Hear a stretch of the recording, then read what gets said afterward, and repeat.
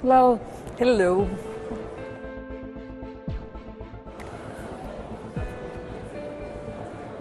Hello. नमस्कार. तो मैं यहीं विराजती हूँ. As you wish. This red on red is like matching with a sofa mat. नमस्कार जी. कांग्रेस भाजपा कोई सेंटर स्टेज में बिल्कुल रहना है. आइए, बिल्कुल आइए.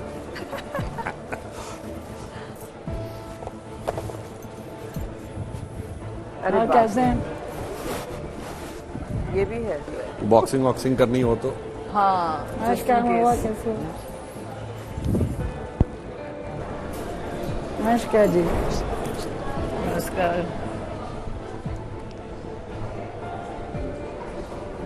अच्छा रूम है. Look at the screen. ऐसा लग रहा है मैं सोफा कवर पहनूं. और मैंने भी देखा ही नहीं. वो सेम लग रहा है. I know. मर्ज कर रहे हो. Totally.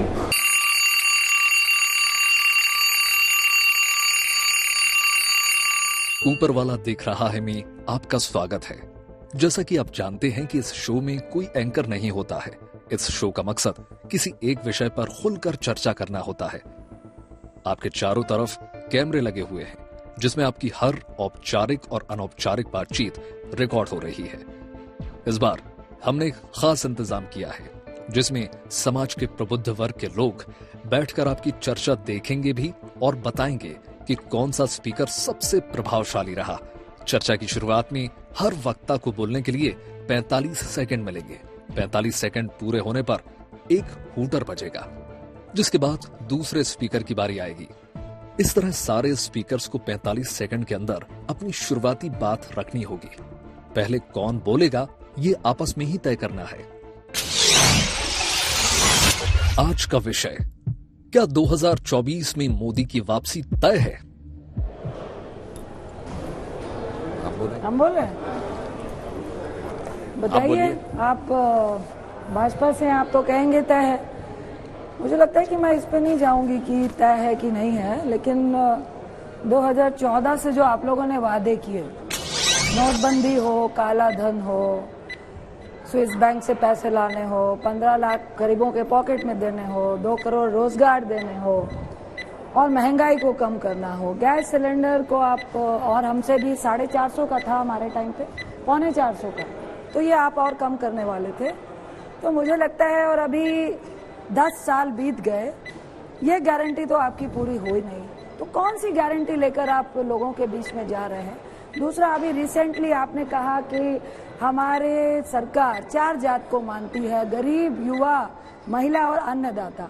अन्नदाता का एमएसपी आपने डबल नहीं किया, युवाओं को रोजगार नहीं दिया, महिलाएं स्पोर्ट्स पर्सन जंतर मंतर पर बैठी है. तो मुझे लगता है कि ये सारे मुद्दे लोग आपसे पूछेंगे, तो आपका क्या कहना है? देखिए, ये चुनाव भारत के लिए एक बहुत अलग प्रकार का चुनाव है, क्योंकि इसमें जो फर्स्ट टाइमर वोटर होगा, जिसने अभी 18 पार किया, ये वो है जिसने 21वीं सदी में जो लोग पैदा हुए हैं. यानी ये मिलेनियम जनरेशन के लिए चुनाव होगा. और ये वो जनरेशन है जिसके लिए पुराने जमाने की वो घिसी पिटी बातें कि जात बिरादरी में तोड़ लिया, उत्तर दक्षिण में तोड़ लिया, एक गुट को इधर ले लिया, वो विषय समाप्त है. अब 25 करोड़ लोग गरीबी की रेखा से ऊपर आए हों या जन कल्याणकारी योजनाएं हों, विकास के जिस ऊंचाई पे भारत पहुंचा कि G7 और G20 कंट्रीज में हाईएस्ट ग्रोथ के साथ हो, और आंतरिक और बाह्य सुरक्षा में भारत जिस दृढ़ता के साथ आया कि पहले लोग घुस के मार के जाते थे और अब भारत घुस के मार के आता है. इसलिए मैं कह सकता हूं, इस नई जनरेशन के लिए मोदी जी के नेतृत्व में उभरता भारत वो है कि स्वप्न देखा था कभी, वो आज हर धड़कन में है. स्वप्न देखा था कभी, वो आज हर धड़कन में है. एक नया भारत बनाने का इरादा मन में.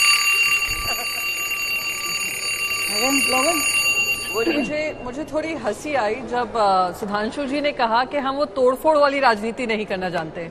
महाराष्ट्र एक बहुत प्रमुख एग्जाम्पल है जहां पे आपने तोड़फोड़ किया, आपने पूरी पॉलिटिकल पार्टीज का जो किया है काम, सर्जरी की है, वो देश देख रहा है और खास करके युवा वर्ग देख रहा है.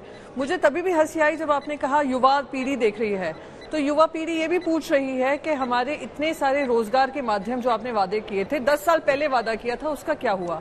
और मैं नहीं मानती हूं 2024 में ये कहना कि लगभग तय है मोदी जी का आना, क्योंकि देश में जब जब इस तरीके का कॉन्फिडेंस आया है सरकारों में कि हम तो वापस सरकार बनाने आएंगे, तब तक जनता ने उनको जवाब दिया है. और मैं यही कहूंगी कि 2024 का चुनाव की अभी शुरुआत हुई है। जनता के बहुत सारे मुद्दे हैं जो 10 साल पहले वादे किए थे, उनके वादा खिलाफी हुई है। ये सारे मुद्दे हम जनता के बीच लेकर जाएंगे और हम विजयी होंगे, मुझे पूरा भरोसा है। मुझे लगता है कि अब हमारे देश में लोकतंत्र की जगह एक तंत्र लाने की तैयारी है और इसी वजह से मुझे लगता है कि जो जितने भी राज्य हैं और जहां जहां डिस्टर्ब करने की कोशिश हो रही है, मैं अगर झारखंड की बात करूं तो जिस तरह से वहां के लोकप्रिय सरकार को भी डिस्टर्ब करने की कोशिश हो रही है और जो केंद्रीय जांच एजेंसियां हैं वो सिर्फ विपक्षी पार्टी के लोगों के लोकप्रिय नेताओं के यहाँ ही क्यों छापेमारी करती हैं। आंकड़े भी बताते हैं कि 72% से ऊपर सिर्फ विपक्ष के लोगों के यहाँ छापेमारी हुई।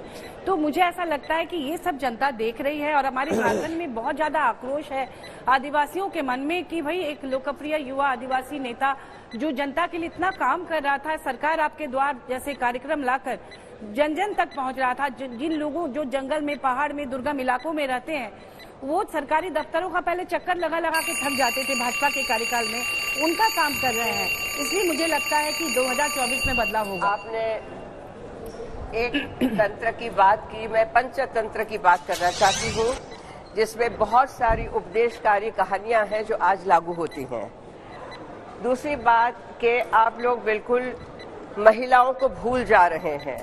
महिला आई थिंक आज की जो है, युवा हो, बूढ़ी हो, मध्य वय की हो, सभी के लिए कितने सारे जो योजनाएं जो घर घर पहुंची हैं उसकी मैं भी साक्षी हूं, क्योंकि मैं काफी जगह घूमी हूं और मेरा कार्यक्रम कर्मयोगी अभी जो मैंने किया वो मोदी जी की कुछ ऐसी पॉलिसीज को, योजनाओं को लेके किया है।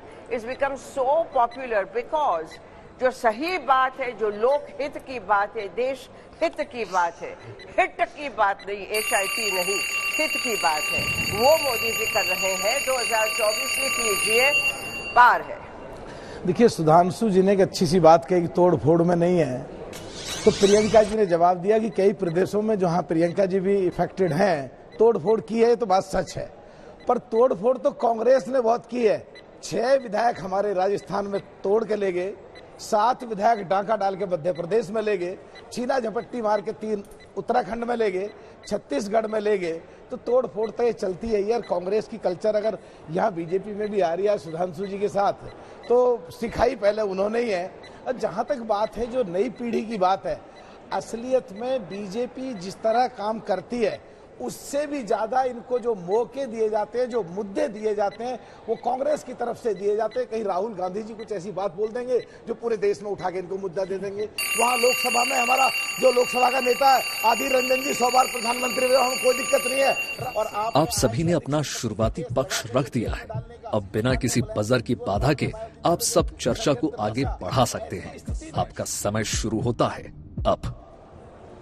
देखिए, मैं आपकी बात से बात मिलाना चाहती हूँ। मेरा प्रश्न था कि आप चुप क्यों हैं, आपकी पार्टी चुप क्यों है, और आपकी बातों से ऐसा क्यों लग रहा है कि आप बी टीम की तरह बीजेपी के साथ काम कर रहे हो, आप कांग्रेस को कोस रहे हो। लेकिन एक बात ये आ रही है कि आप ये मान रहे हो क्या कि कांग्रेस ने बहुत अच्छे काम किए थे 3-4% कर दिया, और बीजेपी उसको फॉलो कर रही है, फॉलो करना चाहिए। 3-4% कर दिए, पहले का जवाब लो। हम चुप नहीं है, हम देख रहे हैं जो सो कॉल्ड इंडिया गठबंधन जिसका हम पार्ट नहीं है, आप पे नेतृत्व नहीं हो रहा, उसको तोड़ तोड़ करके लोग जा रहे हैं। पंजाब में, बिहार में जाते हैं, अभी बसपा के लोग टूट टूट कर जा रहे हैं। अभी रिसेंटली गए ना लोग, हेलो, यहाँ पे ग्लव पड़े हैं। मायावती जी को आकर ट्विटर पे बोलना पड़ा कि मेरे विधायक मेरी नहीं सुन रहे हैं, मेरे मेंबर्स ऑफ पार्लियामेंट मुझसे नहीं बात करते हैं, जाके दूसरी लीडरशिप पे जाकर अपनी हाजिरी देते हैं। देखिए, मैं एक बात, प्रियंका जी के तो सारे टूट के चले गए, और वो जो सो कॉल्ड इंडिया गठबंधन है वो बिहार में टूटा, बंगाल में टूटा, दिल्ली में टूटने वाला था। और जहां तक बात है बी टीम की, सब खत्म करो। जहां तक बात है बी टीम की, सच ये है देश देख रहा है, बी टीम हम नहीं, बी टीम आप हैं। अगर राजस्थान में कांग्रेस मुख्यमंत्री सचिन पायलट पिछड़े समाज से गुजर को बना देती तो वहां कांग्रेस जीतती। अगर अखिलेश पखलेश नहीं कहते, 8% मध्य प्रदेश में यादव नहीं भागते, तो बीजेपी नहीं जीतती, कांग्रेस जीतती। तो बीजेपी को जिताने का कांग्रेस को श्रेय जाता है, इसलिए तो बी टीम कांग्रेस है। देखिए, मैं एक बात कहूं, जो रंजीत रंजन जी ने कहा कि आप चुप क्यों हैं, अरे मैं यही कहना चाहता हूं, दिल से पूछ लिया जाए तो कांग्रेस का हर कार्यकर्ता कहे काश हमारे नेता चुप रहना सीख जाए। पर मानी हुई बात है, वो इतना बोलते हैं। देखिए, मैं कहूंगा कांग्रेस के नेताओं को सीखना चाहिए आदरणीय मनमोहन सिंह जी ने बतौर प्रधानमंत्री सदन के पटल पे क्या बोला था? 100 जवाबों से अच्छी है मेरी ये खामोशी, जिसने न जाने कितने सवालों की आबरू रख ली। आप सोचिए। अब मैं एक और बात बताना चाहता हूं, नई जनरेशन को कुछ पुरानी बात बताना चाहता हूं। जो आपने कहा ना कि भाजपा वो काम कर रही, सब कहां कर रहे हैं? 50 साल पहले जब कांग्रेस की ही सरकारें बाय एंड लार्ज रही, विपक्ष की एक सरकार बता दें जो अपना कार्यकाल पूरा कर पाई हो, अदर देन कम्युनिस्ट। तो बर्खास्त काम कर रहे हैं। आप कभी श्रेय कांग्रेस पार्टी को दे रहे हैं जो काम आप आज कर रहे हैं, उसका श्रेय आप कांग्रेस पार्टी को देंगे? धारा 300 मेरी बात तो सुनिए पूरी। एक सेकंड में बस कंप्लीट कर लूं, फिर आप जवाब मेरा दीजिएगा। पूरा हो जाए तो आप बस मुझे ये बताइए कि भारतीय जनता पार्टी ने तो वादा किया था कि बदलाव लाएंगे, एक बदलाव की राजनीति करेंगे। अगर आप कह रहे हैं कि कांग्रेस ने 50 साल पहले किया था इसलिए अब हमारा नहीं, मैं जो बात कह रहा हूं पूरी बात हो जाती तो आपको समझ में आ जाता। कांग्रेस ने गवर्नमेंट डिसमिस की। 1980 में कांग्रेस दोबारा सत्ता में आई, उसने 9 विपक्ष की सरकारें इसलिए डिसमिस कर दी कि केंद्र में हम जीत गए तो आपको राज्य में राज्य करने का अधिकार नहीं। डिसमिस्ड। सुधांशु जी, भाई साहब सुनिए, 1900 पूरी बात। कर्नाटक, मध्य प्रदेश, मणिपुर, बिहार, बात कीजिए। सुधांशु जी, मैं सारा उत्तर दे रहा हूँ। अभी की बात बिल्कुल अभी की बात। अभी की बात करिए ना। अरे अभी आप लोग मेरे को एक बात बताइए प्लीज। आप 10 साल से राज कर रहे हैं, ये गड़े मुर्दे कब तक उखाड़ते रहिएगा? आप बोलकर आए थे ये नहीं कि हम जहाँ पे रीजनल पार्टी या विपक्ष की सरकार है उसको तोड़ेंगे। आप क्या किए आए थे? अरे स्विस बैंक में इतना पैसा है ना, हर आदमी के पॉकेट में 15 लाख दूंगा। 5% सुनो ना, 5% तो आप लोगों को ऐसे बांट दूंगा, युवाओं को 2 करोड़ नौकरी दूंगा। अभी क्या कर रहे हो? कालाधन खत्म हो गया क्या? आतंकवाद खत्म हो गया क्या? करप्शन खत्म हो गया क्या?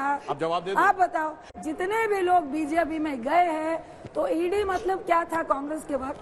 एनफोर्समेंट डायरेक्टरेट ना। आप अपनी सरकार में जो केस लगा के भेजते थे वो क्या था? मायावती जी के खिलाफ मायावती से लगाया केस, इलेक्शन डिपार्टमेंट। अब मैं जवाब देता हूँ। सुनिए, अच्छा आप मारो, मैं बताना चाहता हूँ। सुनिए, ये ईडी सीबीआई बहुत कहते हैं, तो ये बताइए 2014 से पहले हमारी सरकार नहीं थी, हम 17वीं लोकसभा में हैं। आप 17वीं लोकसभा के सबसे सक्रिय वो रहे हैं। इससे पहले बताइए 16वीं, 15वीं, 14वीं, 13वीं, 12वीं, 11वीं लोकसभा में एक लोकसभा बताइए जब इन सारे दलों के किसी ना किसी नेता ने भ्रष्टाचार के किसी ना किसी आरोप में जांच एजेंसियों कोर्ट के चक्कर न काटे हो। आप बताइए साहब। और आरोप हम पे अब देखिए, बोलने दीजिए अपना मिनट। देखिए अभी आप महुआ जी ने कहा झारखंड की बात, मैं सिर्फ 2 उदाहरण दे रहा हूं जो कोर्ट के द्वारा प्रूवन है, आरोप नहीं है। आज से 30 साल पहले झारखंड मुक्ति मोर्चा रिश्वत कांड, सुप्रीम कोर्ट में प्रूव हो गया कि जेएमएम के 3 सांसदों ने रिश्वत लेकर कांग्रेस की सरकार को बचाया। इसमें किंतु परंतु का स्कोप नहीं है। तब क्या मोदी जी थे, अमित शाह जी थे, भाजपा थी? नहीं। आइए, लालू प्रसाद यादव जी 1997 में जेल चले गए, तब क्या भाजपा थी या वो मोदी जी थे? अरे भाई सुनिए, तो आपने महाराष्ट्र में कहा, अब देखिए पूरी बात। अरे भाई आप सुनिएगा, अरे भाई मेरी बात सुनिए ना, पूरी बात। अरे टूटने की बात है, शरद पवार जी टूटे थे जब उस समय एनसीपी बनी थी, भाजपा थी क्या? सुनिए, अर्जुन सिंह जी टूटे तो भाजपा थी क्या? तिवारी कांग्रेस बनी तो भाजपा थी क्या? और सुनिए, देवराज अर्ज टूटे थे, भाजपा थी क्या? नीलम संजीव रेड्डी भाजपा थी क्या? सुनिए, निजलिंगप्पा, कामराज चौधरी, चरण सिंह, चंद्रशेखर, सब टूटे थे भाई, भाजपा कहीं नहीं थी। कांग्रेस की स्थिति है जब जब सत्ता छूटती है तब तब कांग्रेस टूटती है। 67 में टूटी, 77 में टूटी, 90 में टूटी, आज टूट रहे। बचपन साल राज हम ही लोग ने किया। झारखंड के परिदृश्य में बोला। अभी मैं बताती हूँ, मधु कोड़ा जी की पत्नी गीता कोड़ा जी को आप लोगों ने शामिल कराया। और अभी पिछले जो हमारा सेशन था उसमें माननीय अमित शाह जी ने मधु कोड़ा जी को लेकर कांग्रेस को कितना महाराष्ट्र में किया 70,000 करोड़ का घोटाला, अजीत पवार, अशोक चव्हाण, आदर्श प्रियंका जी वो घोटाला था, बोलिए। वॉशिंग मशीन है, कचरे का डब्बा हो गया, कूड़ादान है, भ्रष्टाचार है, छगन भुजबल जी को प्रियंका विश्वास गंगा स्नान कर लेते हैं। ठाकरे को याद करो। याद है बिल्कुल याद ये वॉशिंग मशीन वालों से पूछिए गंदगी की फैक्ट्री कहाँ है, कूड़ादान जहाँ से वो कहते हैं ये काजल की कोठरी कौन सी जिसमें कहते हैं लेके आए। देखिए इनकी सरकार का ऑफिशियल स्टैंड था कि ऐसा कोई घोटाला हुआ ही नहीं। आज कहते हैं खुद ही अरे हम भ्रष्ट थे, हमारी सरकार भ्रष्ट थी, हमने बहुत भयानक भ्रष्टाचार किया था। ममता बनर्जी कहती है शारदा जैसा कुछ हुआ ही नहीं। अब कहते हुआ था, बहुत सारा हुआ था, हमने किया था। जब हमने आरोप लगाया था इन्होंने कहा कि कुछ नहीं हुआ। आज अच्छा आपकी सरकार में भ्रष्टाचार हुआ था, बोलिए आपकी सरकार में भ्रष्टाचार हुआ था या नहीं? आपसे बस पूछ रही हूँ, आप बताइए भ्रष्टाचार हुआ था या नहीं? हमारे यहाँ पे कुछ नहीं और जो किया अच्छा हमें कुछ नहीं हुआ था फिर भी अब हो रहा है। आपकी सरकार में भ्रष्टाचार हुआ और मैं फिर से दोहराऊंगी, जिन जिन लोगों पे आपने भ्रष्टाचार के आरोप लिए कोई भी अभी सिद्ध नहीं कर पाए हैं, पर जिन पे आपने जम के अपनी राजनीति की, उस बनाम पे आपने सरकारें बनाई, आप उनको अपने साथ ले रहे हैं। भ्रष्टाचारी जोड़ो पार्टी है ये, ना कि जनता पार्टी। अरे भाई अब वो बोल चुकी, जवाब हम ही से है ना। आपने बहुत लंबा करा। आप बताइए हेमंता बिस्वा का बताइए, जवाब दे दीजिए। बंगाल में बताइए, सुनिए ना, हम लोग टूटे। अच्छा जगनमोहन रेड्डी हमारी वजह से टूटे थे, ममता बनर्जी भी तो कांग्रेस में थी, हमारी वजह से टूटी। मैं डिस्कशन कर रहे, डिबेट कर रहे। हम आपको 10 साल का बता रहे हैं, माना आप क्या थे कांग्रेस, अभी मध्य प्रदेश के घोटाले, आप बोल रहे करप्शन हुआ, ठीक है, इतने लोग जेल गए, मान गए, कैसे मालूम चला, कैसे टीवी में आया, कैसे कार्रवाई हुई? क्योंकि कांग्रेस थी। कांग्रेस के टाइम पे सीबीआई हो, ईडी हो, आईटी हो, शायद हमने फ्रीडम दी थी। एक कार्रवाई बताइए जो बगैर कोर्ट के की। आई चैलेंज यू, एक कार्रवाई बगैर कोर्ट के आदेश की एक कार्रवाई नहीं। अरे एक कार्रवाई बताइए जो आपने कोर्ट के माध्यम से की अपने 10 साल के कार्यकाल में, पेगासस से लेकर अदानी घोटाले से लेकर कोल स्कैम से। आज राहुल जी, सोनिया जी जिस मुद्दे के ऊपर मुचलके पे हैं, वो दिल्ली हाई कोर्ट में पिटीशन गई, दिल्ली हाई कोर्ट ने ऑर्डर किया, सरकार कहीं नहीं थी, कोर्ट के कारण आपके 2 सर्वोच्च नेता जमानत पे। अब बता दिया मैंने। आप बोलेंगे और लोग मान जाएंगे। अरे यही है तो आप बता दीजिए, मान जाएंगे। अक्टूबर 2013 में वो केस दर्ज हुआ। आप मुझे बस एक जवाब दीजिए। नहीं, आप मुझे बताइए, मेरे पास रंजीत जी एक ही सवाल है, रंजीत जी मेरे पास एक ही सवाल है सुधांशु जी, अशोक चौहान भ्रष्टाचारी हैं या नहीं है? आपके राज्यसभा के सांसद हैं, वो भ्रष्टाचारी है या नहीं? आप वो जवाब दीजिए। आपका मुख्यमंत्री भ्रष्टाचारी था या नहीं? सवाल पूछ रही हूँ, आपका मुख्यमंत्री भ्रष्टाचारी था या नहीं? मैंने आपसे एक सिंपल सवाल पूछा, आपके राज्यसभा सांसद हैं, वो भ्रष्टाचारी है या नहीं? आप बस मुझे ये बता दीजिए, फिर मैं चुप हो जाऊंगी। मुख्यमंत्री के रूप में उन्होंने भ्रष्टाचार किया था अशोक चौहान जी मुख्यमंत्री के रूप में भ्रष्टाचार किया था कार्यकाल में उनको वहां से पद से हटाया था। अब आप मुझे ये बताइए, वो भ्रष्टाचार, एक सेकंड प्लीज, भ्रष्टाचारी है या नहीं? अब आप मुझे दूसरा सवाल का जवाब दीजिए। मैं जवाब देता हूं। अजीत पवार भ्रष्टाचारी है या नहीं? गौड़ा जी भ्रष्टाचारी है या नहीं? बस मुझे अब मैं जवाब दे रहा हूँ। हमने भ्रष्टाचार के आरोप कहे और हमने किसी से आरोप विड्रॉ नहीं किया, आरोप पे कायम है। पर इन्होंने कहा कोई भ्रष्टाचार नहीं, बात करे भ्रष्टाचार पूछिए। अशोक चौहान ने भ्रष्टाचार किया, अशोक चौहान ने भ्रष्टाचार किया, इन्होंने कहा नहीं किया। इनका गृह मंत्री जेल गया, ये नहीं गया। आरोप का गिफ्ट देखिए, इनकी सरकार में भ्रष्टाचार हुआ था कि नहीं?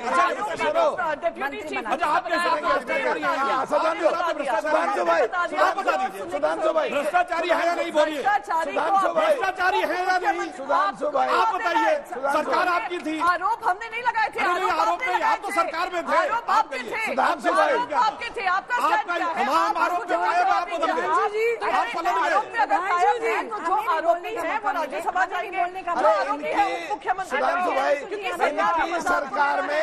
इनकी सरकार में पुलिस मुंबई कमिश्नर से रिलेटेड गृह मंत्री जेल गया, ये नहीं गया। भ्रष्टाचारी था या नहीं था? इनकी सरकार में गृह मंत्री फरार, मुंबई पुलिस कमिश्नर फरार, मतलब गजब सरकार, गजब की सरकार।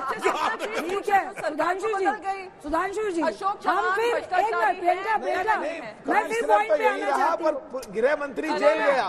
भाई साहब वो वापस मैं फिर पॉइंट पे आना चाहती हूँ।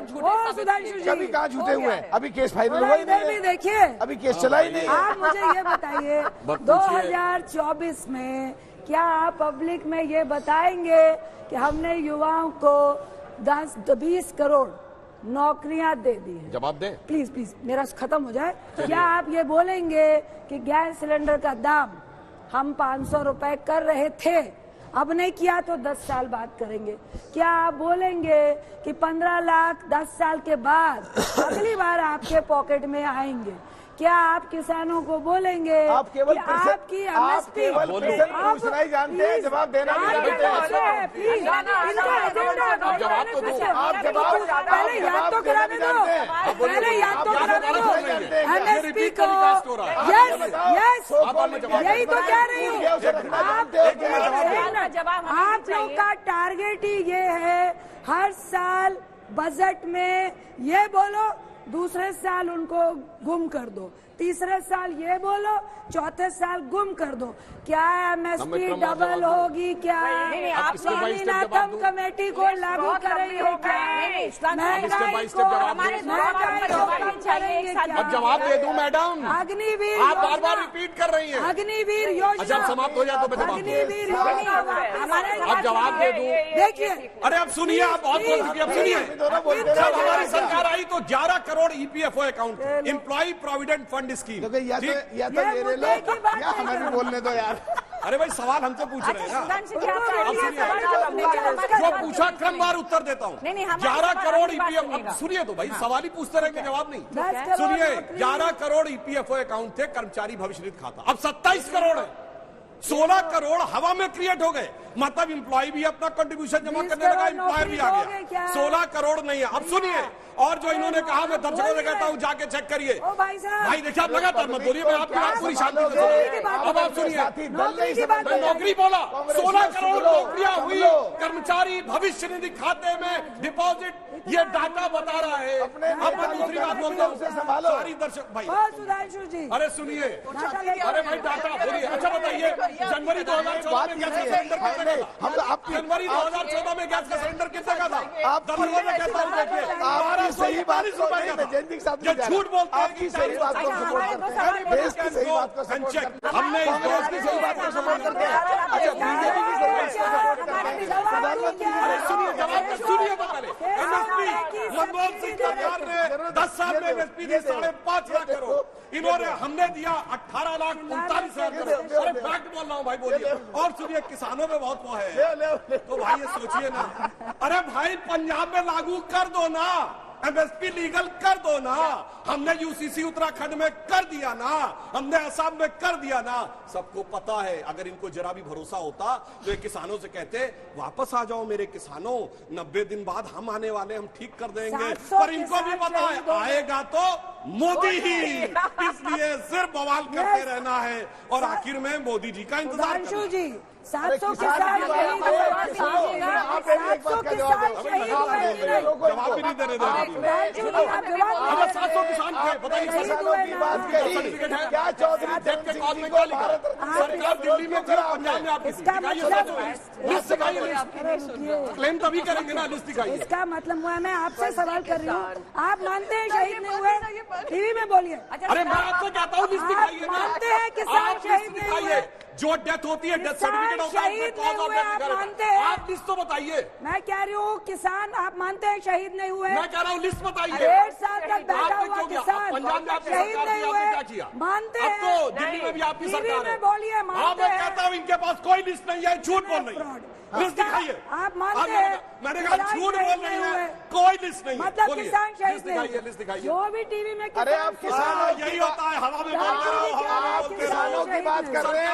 चौधरी चरण सिंह को, महेंद्र सिंह को, विजय सिंह को, क्या आप भारत रत्न जो चौधरी चरण सिंह को लिया उसकी भी विरोध कर रहे हैं? किसको देंगे किसानों में से भारत रत्न? बताओ जरा। कांग्रेसियों खिलाफत करना जानते हैं, सही बात की भी खिलाफत, गलत बात की भी खिलाफत, मगर मतलब बीजेपी में ज्वाइन करो ना भाई साहब।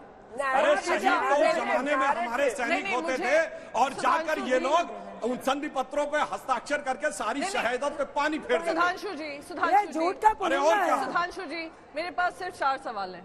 4 तो पहले ये बता दीजिए, भ्रष्टाचार हुआ था कि नहीं? वो तो आपको बताना है। पहले बताइए, आपका मुख्यमंत्री भ्रष्टाचार नहीं, बिल्कुल भी नहीं था। अच्छा नहीं था तो बात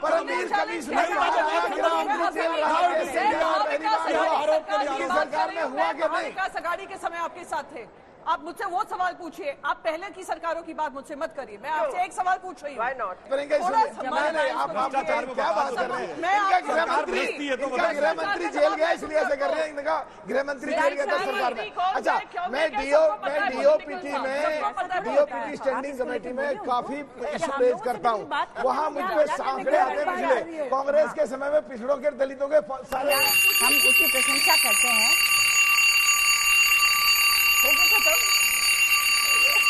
खत्म, इसको खत्म होने दीजिए, इसको खत्म होने दीजिए। हाँ, मध्यांतर। आप सिर्फ एक तरफ बात मत कीजिए, हम लोग की भी सुनिए। सीट बदलो भाई। सबसे बड़ी बात कि आपने एक आदिवासी महिला को राष्ट्रपति के पद पर आसीन किया, हम लोगों ने स्वागत किया, हमने वोट भी किया। लेकिन आप मुझे एक सवाल का जवाब दीजिए कि जब पार्लियामेंट, नया पार्लियामेंट भवन बना, जब उसमें भूमि पूजन हुआ, जब वहां पर हम लोगों ने गृह प्रवेश किया, उस समय उन्हें आमंत्रित क्यों नहीं किया, जबकि वो संवैधानिक रूप से उस पार्लियामेंट की या सदन में जो भी कार्रवाई होती है उसकी वो हेड है? इसका जवाब चाहिए। दूसरा सवाल ये है कि आपने श्वेत पत्र जारी किया 2014 के पहले का या जो भी किया, लेकिन उसमें आपने एक बार भी नहीं कहा कि नोटबंदी आपने जो की क्यों की और उससे क्या फायदा हुआ, क्या नुकसान हुआ, उस पर भी आपने बात नहीं की। तो ये दो सवाल का जवाब मुझे पहले दीजिए। आपने कहा कि संसद भवन के समय राष्ट्रपति को क्यों नहीं बुलाया गया, उनसे क्यों नहीं करवाया गया? ऐसा प्रियंका जी को भी देना मौका बोलने का। देखिए, संसद की परिभाषा पढ़िए। संसद की डेफिनेशन है president and both the houses of parliament. अरे भाई, राष्ट्रपति स्वयं संसद है। जो स्वयं संसद है वो संसद भवन का उद्घाटन नहीं करेगा, वो कोई दूसरा व्यक्ति करेगा। अब इनसे सवाल पूछने का मौका खत्म। इन्होंने जिस तरीके से प्रजातंत्र का गला घोटा है, इलेक्शन कमीशन से लेकर ईडी, आईटी, सीबीआई सबका गला घोटा है। वो जो भी कल्चर, यार आप लोग कल्चर बदलने आए थे, जनता ने आपसे कहा था ये कल्चर बदलेगा, आपने कल्चर ना बदलकर आपने वेपनाइजेशन किया, प्रजातंत्र को गला घोटने का काम किया।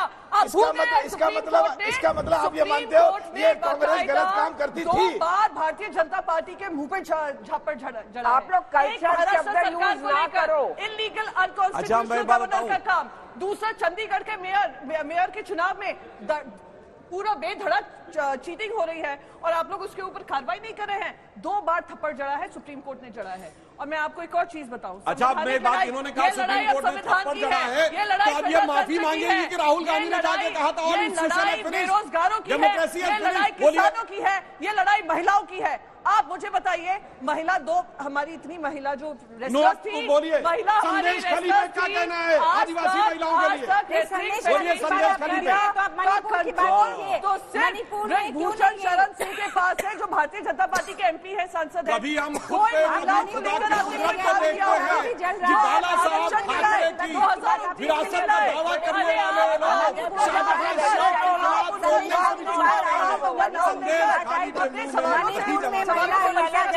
वाले पूछा वो चलता रहा,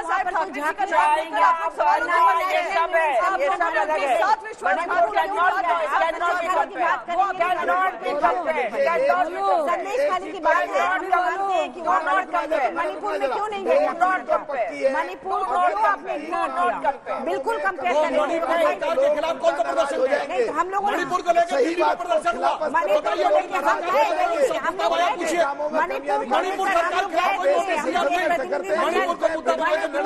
प्रतिनिधिमंडल हम लोग लोगों का प्रतिनिधिमंडल महिलाओं का साथ देने के लिए वहाँ पर ऐसे एक व्यक्ति, ऐसे एक सोल्जर की पत्नी को भी नंगा किया गया था, जो कि कारगिल युद्ध में जिन्होंने लड़ाई लड़ी थी। और वहाँ पर क्यों नहीं झांकने गए आप लोग? क्यों नहीं प्रधानमंत्री जी वहाँ गए? क्यों नहीं नेशनल विमेंस कमीशन वहाँ गई? ये हमारा सवाल है।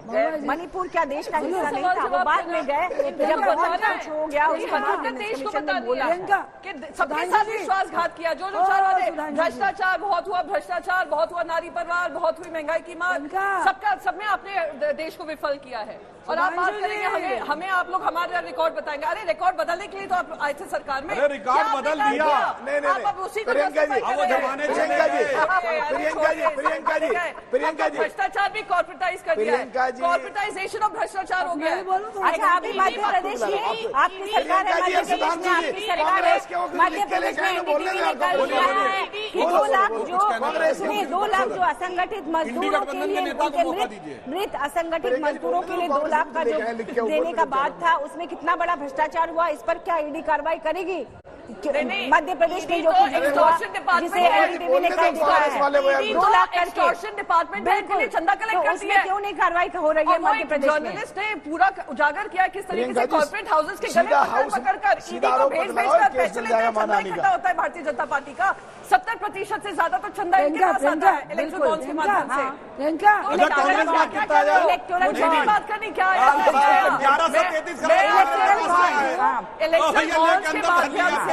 आपने इतना चंदा इकट्ठा किया है और सुप्रीम कोर्ट में आपको लताड़ा उसमें भी है। कांग्रेस को 1133 आया है, कांग्रेस से 6 गुनी हैसियत है हमारी। इस देश में सबसे अमीर पार्टी कौन है? कोई भी बच्चा बता देगा। बहुत अच्छी बात कही। इस देश में सबसे अमीर नेता कौन है बताइए? सबसे अमीर जो गरीबों और शोषितों की बात करते हैं, उनके हलफनामे देखिए सबसे मजबूत है। कार्यालय है, अमित शाह जी दफ्तर तो है, नहीं। जितना खर्च आप लोग रैलियों में करते हैं कोई पार्टी नहीं कर पाती। पैसे कहाँ से आ रहे हैं? आप क्यों नहीं ट्रांसपेरेंट करते इलेक्टोरल बॉन्ड? 1400 करोड़ रुपए अरे से यार ऊपर के कांग्रेस, ऑपरेशन आप सुधांशु भाई बोलने दे रहे हैं कांग्रेस को। आप बोलो प्लीज, कांग्रेस लिख के लेके बोलने दे रहे हैं। बोलिए बोलिए बोलिए। मैं फिर रिपीट कर रही हूँ। अभी हम तो आवाज ही नहीं निकाल पा रहे। अभी नहीं, सही बात है, उनको मौका दीजिए। हम लोग जोर जोर से बोल के उन्हें मौका दीजिए अभी बोलने ना का। बोलूं, डर रहे हैं। प्रैक्टिस अच्छी हो चुकी प्रियंका, आप मुझे फिर बताइए। बताइए। हम लोग लोकसभा की तैयारी कर जोर रहे से बोलो, हमें भी आवाज नहीं आ रही। हैं। 2024 क्या आप ये मुद्दा लेके जाएंगे कि बेरोजगारी दर 45 कितनी वर्ष है? में 45 वर्षों के सबसे उच्च दर पे है? ये झूठ है। हम 2024 में बताइए 1980 में बेरोजगारी दर क्या थी? 1991 में 45 वर्ष बोला ना इन्होंने। बताइए 1991 में सोना गिरवी रख दिया गया, अर्थव्यवस्था ध्वस्त हो गई, निगेटिव ग्रोथ रेट पे अर्थव्यवस्था अच्छी थी। आज बेरोजगारी की दर, अरे सुनिए 45 साल इन्होंने बोला, 45 साल इन्होंने बोला। प्रियंका जी अपना ध्यान रखिए, डिबेट के अंदर आइए। 45 साल बोला कि नहीं? 45 साल बोला कि बच्चे नहीं? आकर ये नहीं कहेंगे अच्छा, 1980 एक में मिनट, क्या हुआ? एक सुनिए, अभी क्या हो रहा है? एक बात तो बोलिए कितनी है बेरोजगारी दर आज? सब प्रश्न पूछते बोलिए हैं एक कितनी है दूसरे बेरोजगारी से। की दर? जवाब नहीं दे वो एक दूसरे की बात बोलिए यार। कितनी है विकास की दर? बोलिए। फिर मुझसे सवाल पूछे। नहीं बन रहा, आगे फर्जी बोल देना। 45 साल की सबसे बड़ी बेरोजगारी गजब है भाई। जिस समय निगेटिव ग्रोथ रेट थी तब रोजगार ज्यादा थे। अलग बात नहीं है सर। अब हम शांत आप रहेंगे। कहीं बोलने नहीं देते। सबसे वरिष्ठ आप सदस्य अपने हम सब alliance को शांत बोलने रहेंगे, उनकी देते बात हैं। सुनेंगे। आप अपने पार्टी के मेंबर को बोलने देते हैं। अरे ठीक है, आपको सब ज्ञान है, इतिहास का है, सबका है। सोना जी पर बोलिए। अपने पार्टी के members को तो सारे बोलने लाइन दीजिए। तोड़ दिए। मेरा क्षेत्र जो है यस प्लीज कम आउट। वो बहुत ही कहते हैं फ्रेजाइल है। आप लोग जो बातें कर रहे हैं वो तो मुझे भी पता है, बिकॉज आई ऑल्सो रीड, मैं पढ़ती हूँ वगैरह। कलाकार की कला की संस्कृति की बात करो तो उसमें कितने सारे अनऑर्गेनाइज सेक्टर्स हैं। आप एम्प्लॉयमेंट की बात कर रहे हो, यार ऑल सेल्फ एम्प्लॉयड। जैसा कि आप जानते हैं कि ये एआई का जमाना है और हमारी एआई होस्ट सना के मन में भी एक सवाल है। नमस्कार, मैं आपकी एआई होस्ट सना हूं। मेरा आपसे सवाल है, क्या महिला वोटर तय करेंगी 2024 की सरकार?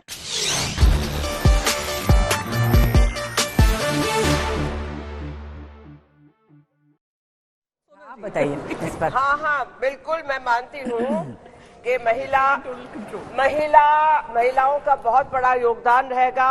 महिला लगभग तय करेगी कि पूरा उसका जो परिवार है वो महिला से भी वो होता है, इम्प्रेस्ड होता है, इन्फ्लुएंस्ड होता है।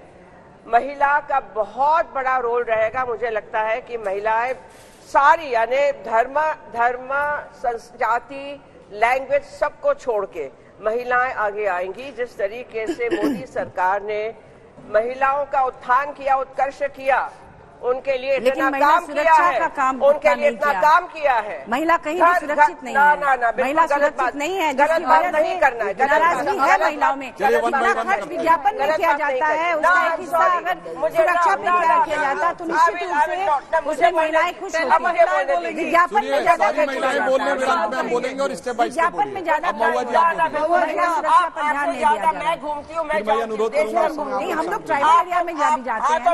महिला सुरक्षा ध्यान नहीं दिया जाता और निर्भया कांड में उसके बाद जो 1000 करोड़ रुपए अकाउंट में डाला गया था, उस पैसे को सही ढंग से नहीं गया। बिल्कुल, महिलाओं की 2024 के चुनाव में बहुत अच्छी भागीदारी होगी वोट देने में, और हमेशा रहती है।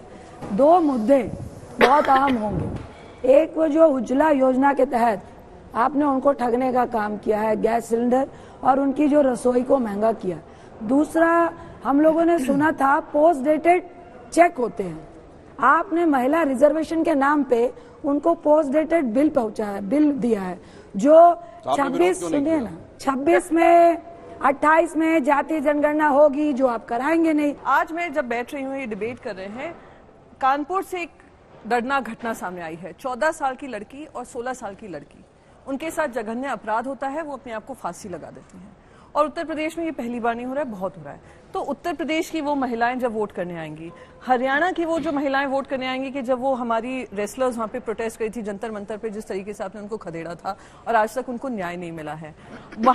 पूरे देश की महिलाएं आपसे यही कहेंगी कि आपने बहुत सारे वादे किए थे हमारे साथ, वो वादा खिलाफी हमारे साथ क्यों की? आज देश में इतनी महंगाई की मार है, आमदनी अठन्नी खर्चा रुपया है, वो सारी बिल्कुल मैं मानती हूँ कि महिलाओं का बहुत बड़ा योगदान रहेगा, जैसे 2014 में रहा, 2019 में रहा, 2024 में होगा।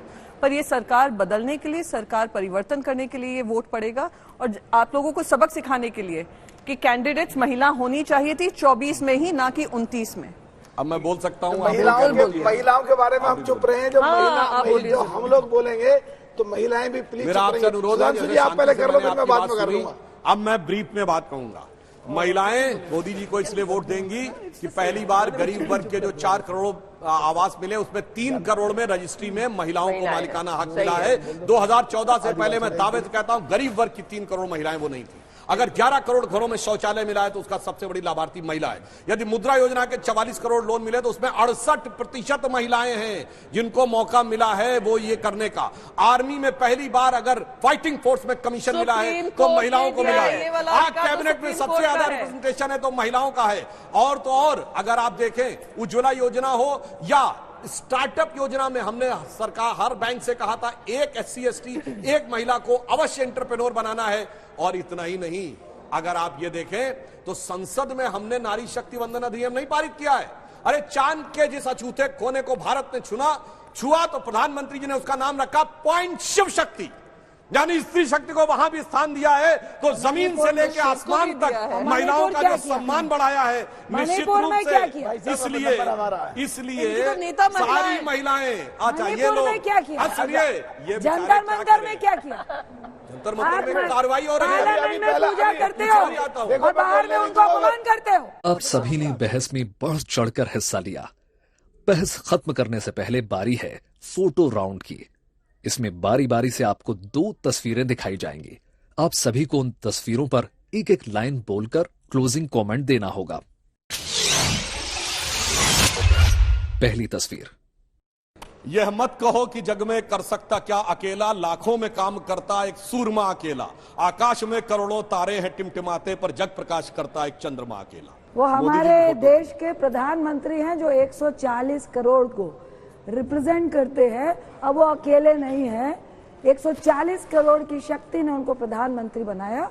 और हमें चाहे वो भाजपा हो कांग्रेस हो, देश के प्रधानमंत्री पे गर्व है। वहाँ पे प्रधानमंत्री बैठा था, कोई अकेला नहीं। हमारे संविधान में सभी धर्मों का सम्मान होता है, तो सबको साथ में लेकर चले, न कि सिर्फ किसी एक धर्म का। जी अभी नंबर मेरा है, अब की बार तो सब बंद से देखिए। इस तस्वीर एक साफ कहती है कि जो पहले परंपरा थी धोती पहनो, कुर्ता पहनो, खादी पहनो, कृष्ण बनो, आज के दौर में कपड़े चाहे कैसे ही भी पहनो, पर जो पुरानी कल्चर है 11 बजे उठ के काम करो, 1-2 घंटे सुबह 7 बजे से काम करो, लेट रात तक काम करो और काम करके दिखाओ और सब विपक्षियों को साफ करो, चाहे कपड़े कैसे ही पहनो। और हाथ में मोर के पंख थे जो हमारी संसद में भी लगे हुए हैं, जो कृष्ण जी भगवान का भी एक प्रारूप है, जो एक भारतीय संस्कृति और जो एक हमारा राष्ट्रीय पक्षी है उससे जुड़ी हुई भारतीय संस्कृति भी और मॉडर्न कल्चर भी, दोनों को एक साथ दिखा के ये दिखाया है कि हम देश में भारतीय संस्कृति की रक्षा भी कर सकते हैं, संस्कृति को तैयार भी कर सकते हैं, संस्कृति के साथ रह भी सकते हैं और विदेश में जाके विदेशों के लोगों के जैसे कपड़े पहनकर टोप लगा करके विदेशियों से भी कम्पीट करके देश को आगे भी निकाल सकते हैं। कहूंगी भारतीय संस्कृति 2014 से नहीं उत्पन्न हुई है, 2014 से पहले भी थी। मैं इस तस्वीर पे तो कोई कमेंट्री नहीं देना चाहूंगी, पर जब आप तस्वीर में बोलना चाहिए आपको, संस्कार, सनातन की अगर बात करें तो हमारे हिंदू धर्म में ये लड़ाई लड़ी है, लड़ाई पे हम जीते हैं और आज हम जहां खड़े हैं और जिस विश्वास से खड़े हैं वो हम सबकी, मुझे नहीं पता कौन क्या बोल रहा है।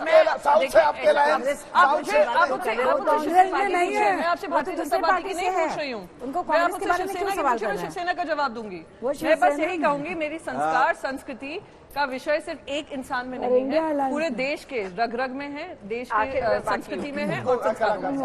आप प्लीज। हाँ, विकास भी और विरासत भी दोनों को साथ में लेके चलना, एक भारत श्रेष्ठ भारत, समुद्र की गंभीरता गहनता हृदय में समाये हुए मोर पंख के रंगों को लेकर श्री कृष्ण को जिन्होंने कहा यदा यदा ही धर्मस्य ग्लानिर्भवति भारत अभ्युत्थानम धर्मस्य तदात्मानं सृजाम्यहम् परित्राणाय साधूनां विनाशाय च दुष्कृतां धर्म संस्थापनार्थाय संभवामि युगे युगे। तो इस सारे को उन्होंने साकार करते हुए इस चित्र को मैं देख रही हूँ। दूसरी तस्वीर, ये हमारे कांग्रेस के लीडर राहुल गांधी जी हैं, जो हमेशा से सबसे मुखर होकर अगर भाजपा की नीतियों का खिलाफ खुल के बोलने की मुखर होके बोले हैं तो उनका नाम राहुल गांधी है। और जो परंपरा इस देश की रही है, उस परंपरा को 2014 से जो आप लोग तोड़ने का काम कर रहे हैं, वो भारत जोड़ने का काम लगातार कर रहे हैं। और उन्होंने भारत जोड़ो यात्रा की और लगातार भारत की परंपरा, सभ्यता और संविधान के लिए, लोगों को एक साथ जोड़ने के लिए वो सड़क पे लोगों से मिल रहे हैं। ये मैच तस्वीर बहुत अच्छी है और सेल्फी सब लेते हैं, नौजवान लेते हैं और सेल्फी लेते हुए अच्छा भी लग रहा है। पर देश के लिए, देश के लोगों के लिए, 142 करोड़ लोगों के लिए अगर वहां पे सड़क पे सेल्फी लेने के बजाय देश की राजधानी में बैठ के सो कॉल्ड इंडिया गठबंधन जो बना, जो इनके टूटे, उन्हें अगर जोड़ते और कुमारी बहन मायावती से जो डाके डाल के हमारे विधायक राजस्थान, मध्य प्रदेश, उत्तराखंड में लेके करते और उनको बड़े पद की एक देते, तो आज चुनाव बराबर पे हो रहा होता। अगर उन्होंने इस तरह की यात्रा आरंभ की है तो अच्छी पहल है, इससे जनता से जुड़ने का अवसर मिलता है और युवा हैं, युवाओं को भी जोड़ रहे हैं, नई पीढ़ी की बातों को समझ रहे हैं, तो इसमें बुराई क्या है? ये तो अच्छी बात है, हम इसका स्वागत करते हैं न्याय यात्रा की। You want to go first? Whatever. You go first, please. नहीं, ये चिर युवा नेता को देखकर बहुत ही एक अजीब तरीके की अनुभूति होती है। खैर, खुशी की या दुखी की? वो नहीं कहूंगी मैं, लेट इट बी गोपनीय। और देश को तोड़ने की बात तो तब हुई थी कि जब कांग्रेस सरकार में आई, तो जोड़ने की बात अब करना थोड़ा मुश्किल हो रहा है, लेकिन देश हमेशा जुड़ा हुआ है एक सुनहरी सूत्र से, जिसको हम भारतीय संस्कार, भारतीय परंपराएं कहते हैं, संस्कृति कहते हैं। तो ये देश में मात्र घूम के बातें करने से नहीं होता है, ठोस जमीनी काम दिखाना पड़ता है, लोग भी समझ रहे हैं। मैं बस यही कहूंगी, इंडिया, भारत, हिंदुस्तान, प्रेम, सद्भाव, भाईचारा और युवा राजनीति। मोहब्बत की दुकान छूट गई। अच्छा, प्रेम तो बोल दिया ना। अब देखिए, मैं इस पे टिप्पणी करना चाहता हूँ। ये दो युवा हैं, कितने सुंदर और अद्भुत हैं, जिन्होंने क्या विरासत पाई है कि राहुल गांधी जी के पिताजी 400 सीटें लेके आए थे, राहुल गांधी जी 44 पे ले आए। अखिलेश जी के पिताजी ने अपने दम पे स्पष्ट बहुमत की उत्तर प्रदेश में सरकार बना के अखिलेश जी को जी थी, वो 57 पे ले आए। और अब दोनों एक दूसरे के साथ जैसे बढ़िया सेल्फी खिंचा रहे हैं, तो मुझे लगता है शायद एक दूसरे से कान में बोल रहे होंगे, न मुझे कोई और न तुम्हें कोई ठौर, या फिर ये बोल रहे होंगे कि हम तो डूबेंगे सनम, तुमको भी ले डूबेंगे। वो भी आएगा, वो दिन भी आएगा, है ना? प्रधानमंत्री नरेंद्र मोदी जी अशोक चौहान जी को लेफ्ट में और राइट में अजीत पवार जी के साथ सेल्फी खिंचवा, आने वाले दिनों में ये भ्रष्टाचार खत्म करने वाले पेरेटो का आपने पढ़ाई होगा, बहुत बड़े थिंकर है, अमेरिकन थिंकर। उन्होंने कहा था ना कि ये सर्कुलेशन ऑफ एलिट, ये पेरेटो बहुत बड़े थिंकर हैं अमेरिका के, उन्होंने कहा था कि ये समय का चक्र ऐसे घूमता है और इसमें घूमता है, और आप इतना अहंकार भी ना करें, समय का चक्र घूम रहा है और बहुत जल्दी वो आंकड़ा भी बदल जाएगा। हाँ बिल्कुल, काल चक्र इन्होंने कहा सही में घूम रहा है। कभी हम 2 सीटों पे थे, अब 303 पे है। कभी वो 414 पे ये ध्यान रखिएगा। वो क्यों हुआ है? सत्ता जब से का आप पे अहंकार। काल की वो मार पड़ी है कि आपको समझना चाहिए काल चक्र घुमाता कौन है।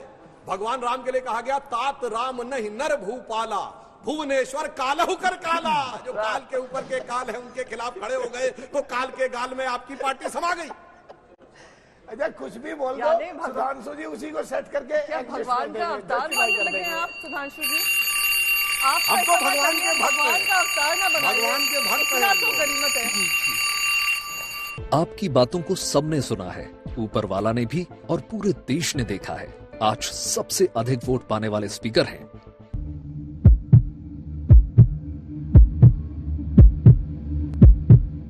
डॉक्टर सुधांशु त्रिवेदी।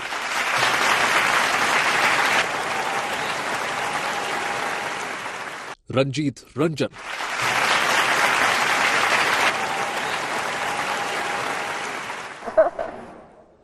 प्रियंका हो गया फर्स्ट टू।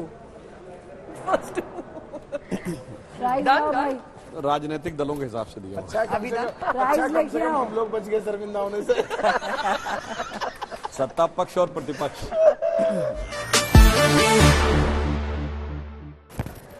चलिए प्राइज के गाय का अनाउंसमेंट। वैसे हर जगह भेदभाव है। यहाँ पढ़ के तो प्रश्न पूछ रहे थे और उनका दूसरा नंबर। आपस में बात करने बोलो। नहीं, मुझे आज इस बात की प्रसन्नता हुई कि देखिए सब हमारी स्त्री शक्ति ने कितनी प्रखरता के साथ सारी बातें कही। मोदी जी ने एक वातावरण बनाया है। नहीं, किसी को नहीं बोला। अच्छा सुधांशु जी, आप दोनों इतना ज्यादा बोलेंगे तो हम लोग कब बोलेंगे? थोड़ा हम लोग भी उनसे हम लोग आशीर्वाद लेके बोलते हैं भाई। भाई साहब, ओ भाई साहब, भाई साहब आप बीजेपी कब ज्वाइन कर रही है बता दो। सुनो, मैं कांग्रेसी पक्का रहा हूँ, कांग्रेस से विधायक रहा हूँ। अगर कांग्रेस सच में विपक्ष की भूमिका निभाए, लीडरशिप निभाए, तो पूरा देश तैयार है। पर देखते हैं कुछ दिखता ही नहीं है, इसलिए सब लोग चुप से बैठ जाते हैं। इसलिए यहाँ भी ये भी चुप बैठे, इसलिए ये बीजेपी को छोड़ के, इसलिए बीजेपी को छोड़ के, इसलिए सुनो, इसलिए बीजेपी को छोड़ के ये कांग्रेस में के साथ चलेंगे। तो मायावती को छोड़ के आ रहे हो आप? कांग्रेस में कहा चलेंगे? बार बार शिवसेना, उनसे कांग्रेस के बारे में सवाल किया जा रहा है। ये दूसरे पार्टी से भाई, आप इनसे सवाल कीजिए ना। ये कांग्रेस का सवाल इनसे मैंने आप बार बोला बार नहीं, पूछ वरना रहे वो थे। फोटो वो थी जिसको लगाकर शिवसेना के नेताओं ने भी चुनाव लड़ा था। मोदी जी बाला साहब ठाकरे की लगाकर जीता है, ये नहीं बोलिए। नहीं, हम तो मानते हैं, हम तो आज भी मानते हैं। अच्छा एक हम बात तो बताओ, आप मोदी जी को नहीं अच्छा मानते। एक बात तो बताओ, अरे हम तो उस बाला साहब ठाकरे को मानते हैं जिसने कहा था अगर अब बैठे क्यों कर रहे हो? खड़े तो कर लो। गिराई है तो हमें गर्व है। सुधांशु भाई खड़े तो हो जरा, ये हुई ना बात। अभी हम ही लोग नहीं। हाँ अभी आपकी ठीक है। कहा अब दौड़ लगाने को नहीं कह रहा, खड़े होने को कह रहा हूँ। चलिए सब लोग खड़े हो जाते हैं। चलिए जैसे हम लोग यहाँ जब संघ की शाखा समाप्त होती थी, कहा जाता संघ उत्तिष्ठ वीकिर। अभी ये उतार देना। अभी जो है हमको पीछे रहना चाहिए, लेडीज को आगे चलाना चाहिए। अच्छा, अब हमें गेट आउट होने में no no no no no no no, हम तो हमेशा लेडीज को आगे।